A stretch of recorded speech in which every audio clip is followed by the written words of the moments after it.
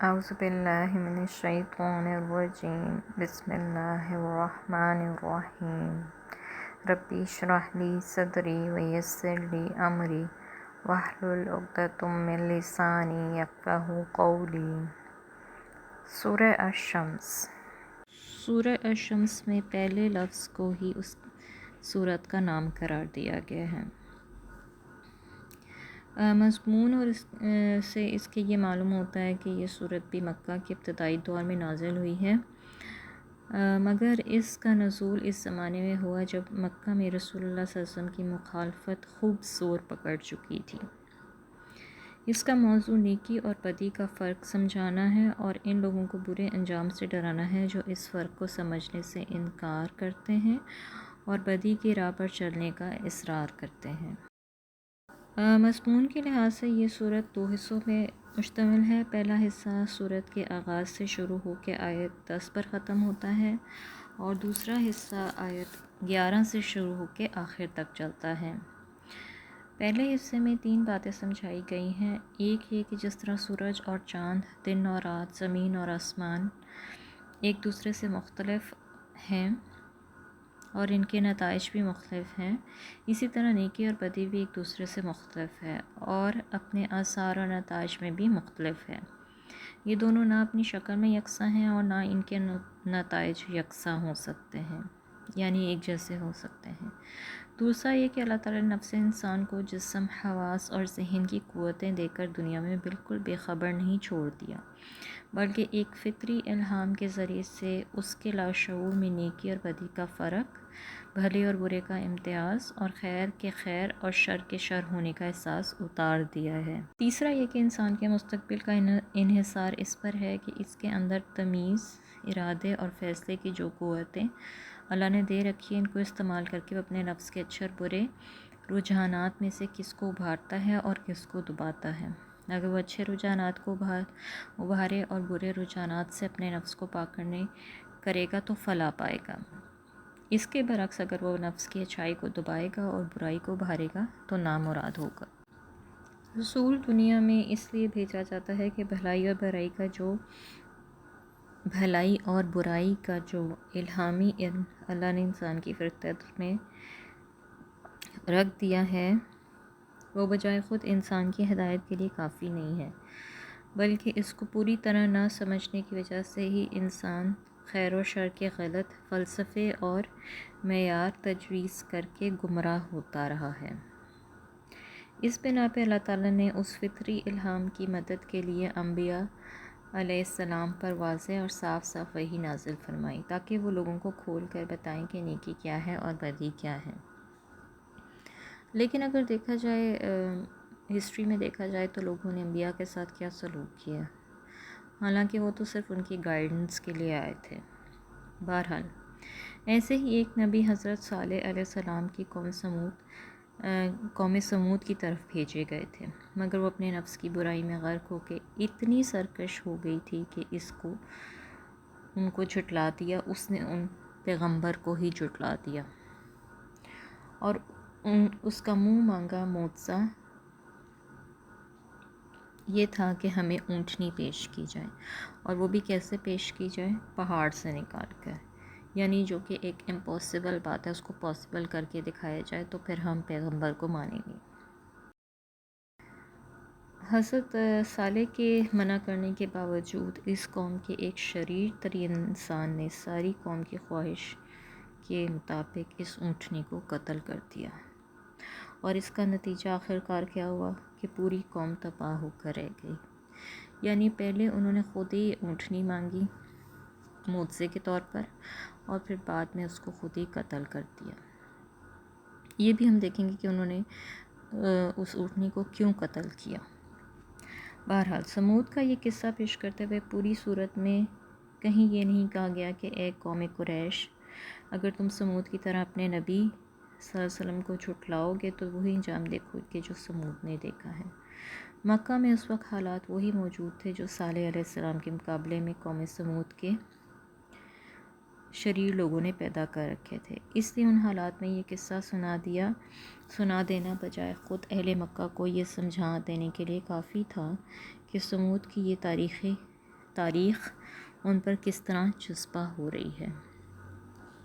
یعنی ایک طرح سے ان کو بھی سبق دینا تھا، ان کو بھی سکھانا تھا، اور ساتھ میں ہسٹری بھی بیان کرنی تھی کہ پہلی قوموں نے کیا کیا. وَالشَّمْسِ وَضُحَاهَا، سورج اور اس کی دھوپ کی قسم. اصل میں لفظ ضحیٰ استعمال کیا گیا ہے جو سورج کی روشنی اور اس کی حرارت دونوں پر دلالت کرتا ہے. پیچھے ہم نے سورہ الضحیٰ بھی پڑھی تھی، اس میں بھی جو ہے وہ صبح کی روشنی کا ذکر ہے. اگرچہ عربی زبان میں اس کے معروف معنی چاشت کا وقت ہے، جبکہ سورج طلوع ہونے کے بعد خاصا بلند ہو جاتا ہے اور اس کی روشنی جو ہے ہر طرف پھیل جاتی ہے. لیکن جب سورج چڑھتا ہے تو وہ صرف روشنی نہیں دیتا بلکہ گرمی بھی دیتا ہے. اس لیے ضحیٰ کا لفظ جب سورج کی طرف منسوب ہو تو اس کا پورا مفہوم اس کی روشنی اور اس کے بدولت نکلنے والے دن کے بجائے اس کی دھوپ ہی زیادہ صحیح طور پر سمجھی جائے گی. یعنی ایک تو یہ کہ سورج اور دوسرا یہ کہ اس کی دھوپ. وَالْقَمَرِ إِذَا طَلَعَهَا وَالنَّهَارِ إِذَا جَلَّاهَا وَاللَّيْلِ إِذَا يَغْشَاهَا. پھر اس کے بعد جو ہے وہ چاند کی قسم کھائی گئی ہے جو اس کے پیچھے آتا ہے، اور دن کی قسم جب کہ وہ سورج کو نمایاں کر دیتا ہے، اور رات کی قسم جب وہ سورج کو ڈھانک لیتی ہے. یعنی رات کی آمد پر سورج چھپ جاتا ہے اور اس کی روشنی بھی غائب ہو جاتی ہے. اس کیفیت کو یوں بیان کیا گیا کہ رات سورج کو ڈھانک لیتی ہے، کیونکہ رات کی اصل حقیقت سورج کا نیچے اتر جانا ہے، جس کی وجہ سے اس کی روشنی زمین کے اس حصے تک نہیں پہنچ سکتی جہاں رات طاری ہو گئی ہو. وَالسَّمَاءِ وَمَا بَنَاهَا، اور آسمان کی اور اس ذات کی قسم جس نے اسے قائم کیا. وَالْأَرْضِ وَمَا طَحَاهَا، اور زمین کی اور اس ذات کی قسم جس نے اسے بچھایا. وَنَفْسٍ وَمَا سَوَّاهَا، اور نفس سے انسانی کی اور اس ذات کی قسم جس نے اسے ہموار کیا. یعنی ان تینوں صورتوں میں جو ہے وہ قسم کھائی گئی ہے. پہلے آسمان کی اور یہ کہ وہ چھت بنائی گئی ہے، پھر زمین کی اور وہ یہ کہ اس کو پھیلا دیا گیا ہے، پھر انسان کی اور پھر یہ کہ انسان کی قسم کھائی گئی اور یہ بتایا گیا کہ انسان کو ہموار بنا دیا گیا، سیدھا کھڑا کر دیا گیا. ہموار سے مراد یعنی اس کو ایسا جسم عطا کیا گیا جو اپنی قد اور قامت اور ہاتھ پاؤں اور اپنے دماغ کے اعتبار سے انسان کی زندگی بسر کرنے میں اس کے لیے موزوں ترین ہے. اس کے لیے کسی قسم کی بھی موومنٹ جو ہے، اٹھنا بیٹھنا جو ہے وہ مشکل نہیں ہے. البتہ اگر ہم کچھ جانوروں کو دیکھیں تو وہ پیٹ کے بل چل رہے ہوتے ہیں یا کچھ چاروں ٹانگیں پہ چل رہے ہوتے ہیں اس طرح سے. اس کے علاوہ اللہ تعالیٰ نے انسان کو دیکھنے کی، سننے کی، چھونے کی، چکھنے کی، سونگنے کی حس عطا کی ہے. ہم کبھی بھی ان چیزوں پر شکر ادا نہیں کرتے، اور یہ ساری چیزیں جو ہیں دیکھنے کی، سننے کی، اس سے انسان بہت زیادہ جو ہے وہ علم حاصل کرتا ہے اس کے ذریعے.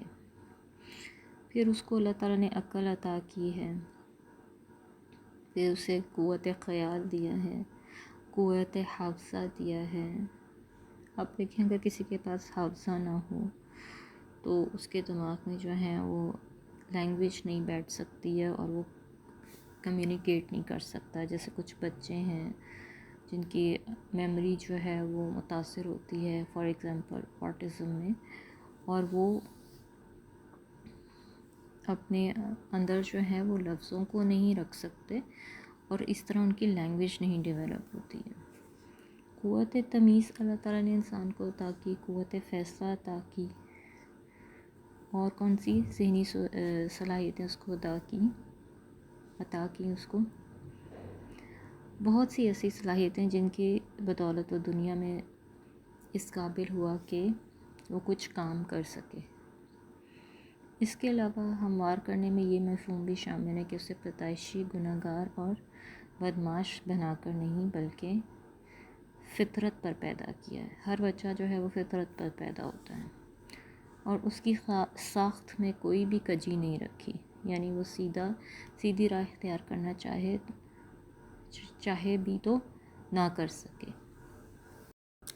یہی بات ہے جسے سورہ روم میں بیان کیا گیا، فطرت اللہ التی فطرنا، قائم ہو جو اس فطرت پر جس پر اللہ تعالیٰ نے انسان کو پیدا کیا ہے۔ اسی بات کو نبی صلی اللہ علیہ وسلم نے ایک حدیث میں یوں بیان فرمایا کہ کوئی بچہ ایسا نہیں جو فطرت کے سوا اور چیز پر پیدا ہوتا ہو، پھر اس کے ماں باپ جو ہیں وہ اسے یہودی، نصرانی یا مجوسی بنا دیتے ہیں۔ یہ ایسے ہی ہے جیسے جانور کے پیٹ سے پورا کا پورا صحیح سالم بچہ پیدا ہوتا ہے۔ کیا تم ان میں سے کسی کا کان کٹا ہوا پاتے ہو؟ یعنی نہیں۔ یعنی یہ مشرکین ہیں جو بعد میں اپنے جاہلیت کی بنا پر جانوروں کے کان کاٹتے ہیں، ورنہ خدا کسی جانور کو ماں کے پیٹ سے کٹے ہوئے کان لے کر نہیں پیدا کرتا۔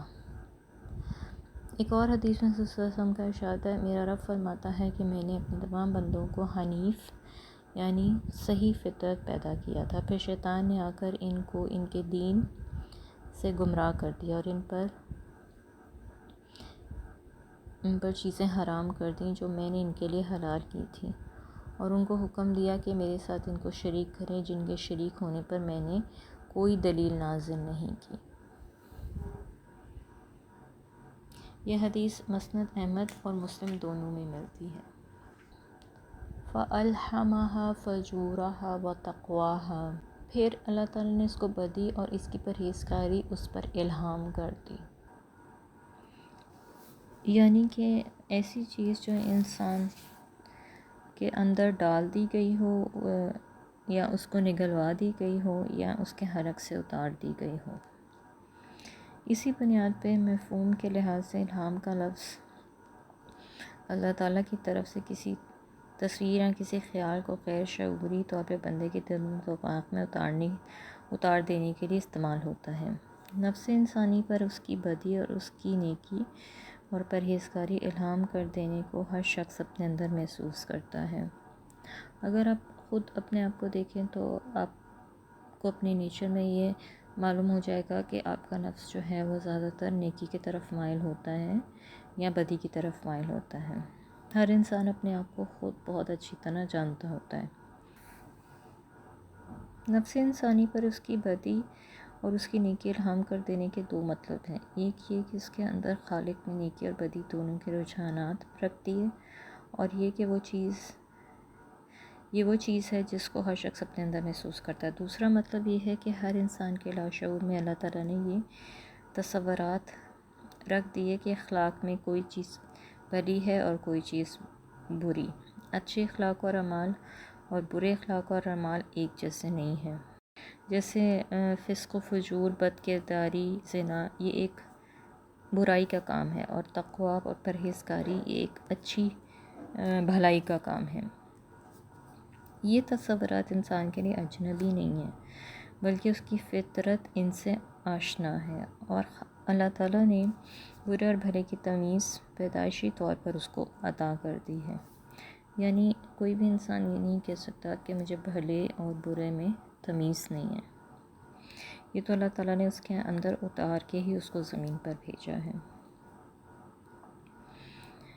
سورہ بلد میں آتا ہے کہ ہم نے اس کو خیر و شر کے دونوں نمایاں راستے دکھا دیے، اور سورہ دہر میں آتا ہے ہم نے اس کو راستہ دکھا دیا خواہ شاکر بن کر رہے یا کافر۔ اور سورہ القیامہ میں اس طرح بیان کیا گیا کہ انسان کے اندر ایک نفس لوامہ ہے، جسے ہم ضمیر بھی کہہ سکتے ہیں، جو برائی کرنے پر اسے ملامت کرتا ہے، اور ہر انسان خواہ کتنا ہی معذرت پیش کرے مگر وہ اپنے آپ کو خوب جانتا ہے کہ وہ کیا ہے۔